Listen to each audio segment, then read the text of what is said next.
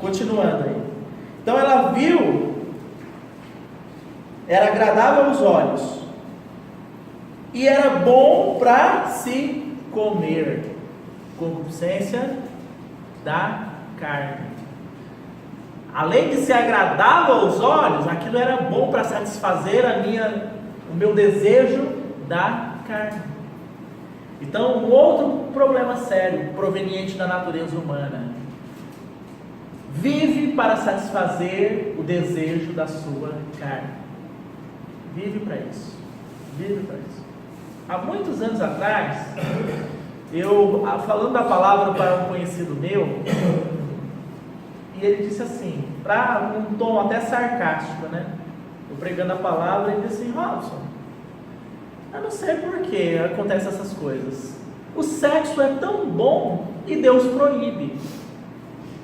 Qual é a graça disso? Qual é a coerência disso? Fazer uma coisa tão boa e proibir. Pois essa frase, esse questionamento do meu amigo, faz muito sentido do ponto de vista humano. Por quê? Porque do ponto de vista humano, nós devemos, sem nenhum pudor, sempre buscar satisfazer os desejos da carne. Só que junto com isso vem uma palavra da mentira, porque a natureza humana é filho espiritual da mentira.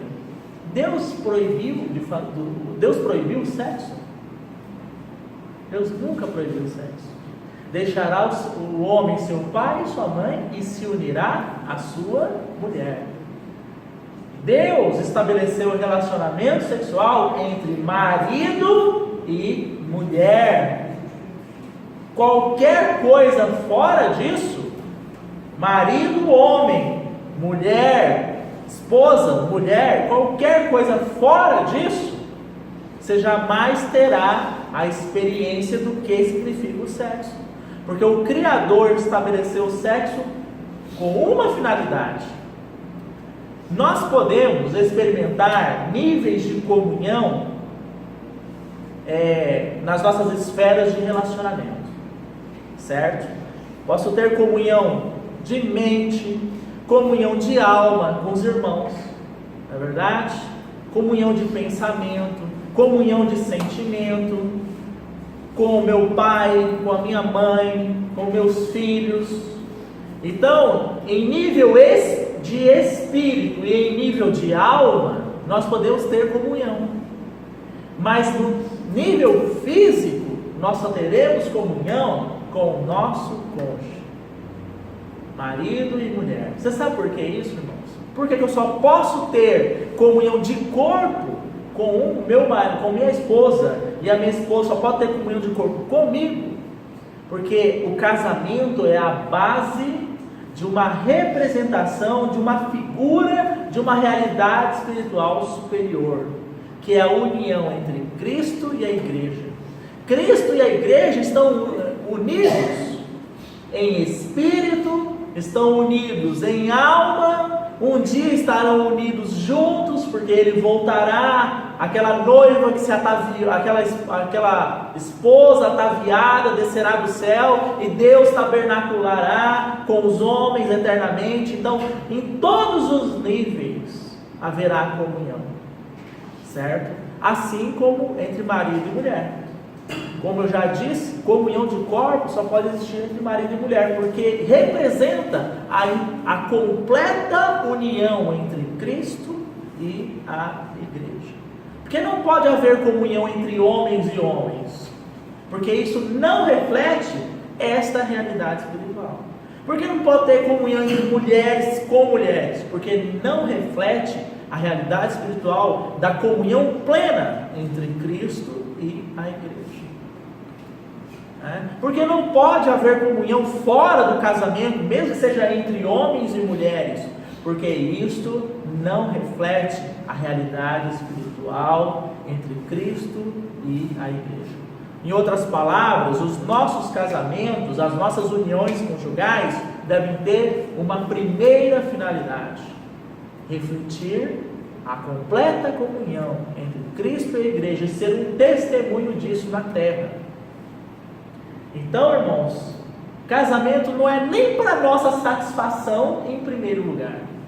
Casamento é para satisfação de Deus. Como é que é o nível, como é que é a base de relacionamento conjugal?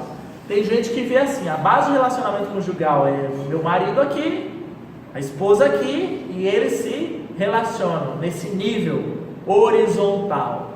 Errado, irmãos. A base do relacionamento conjugal tem que ser aqui, ó, o esposo, Cristo e a esposa. A esposa, Cristo e o esposo. Porque senão vai dar problema. Vai dar problema. Tudo que eu tenho no sentido de uma vivência, uma convivência com a minha esposa, tem que passar por Cristo. E tem que ser filtrado pela sua cruz. Assim como a minha esposa também. Porque se eu esperar a fidelidade da minha esposa e ela esperar a minha fidelidade em mim mesmo, o nosso casamento, ele é frágil. Agora, se eu basear a fidelidade da minha esposa na relação que ela tem com Cristo, e se ela basear a minha fidelidade na relação que eu tenho com Cristo, então será um casamento fortalecido. Isso se aplica a todos nós. Então hoje, voltando aqui para o nosso texto, já chegamos ao horário, mas voltando para o nosso texto, o segundo problema desse DNA maligno que foi injetado: o desejo de satisfação da concupiscência da carne a todo custo, né? Essa libertinagem. Paulo faz a diferenciação entre liberdade e libertinagem.